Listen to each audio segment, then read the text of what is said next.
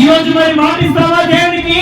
నేను పరిశుద్ధంగా ఉండడానికి ప్రయత్నం చేస్తానయ్యా, పరిశుద్ధంగా ఉంటానయ్యా, నాకు సహాయం చేయి అని నువ్వు అడగలవా? ఈ రోజు దేవుని అడగలవా?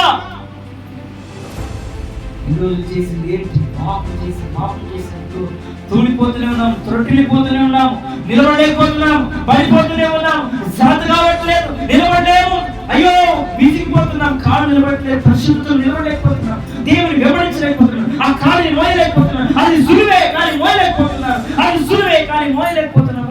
ఈ లోకం కొట్టుకొని పోతున్నానే పరిశుద్ధంగా బ్రతకాలని ఆశ ఉంది కానీ ఆ ఫలింపు లేకపోతుందని చెప్పేసి ఈ రోజు నీవు ఒకవేళ కుంగిపోయిన పుస్తకాలను ఉన్నట్లయితే యేసుక్రీస్తుకు మరలా అవకాశం ఇస్తాడు. ఆయన మరలా మోకరించి ప్రార్థన చేస్తాడు, నన్ను పరిశుద్ధంగా మార్చగా, నా పాపాలను క్షమించి నన్ను పరిశుద్ధంలోకి మార్చు, నేను నిలబడాలి తప్ప పడిపోకూడదన్నటువంటి శక్తి నాకు దయచేయి, అటువంటి నమ్మకం నాకు దయచేయి ప్రభావం ప్రార్థన చేస్తాడు.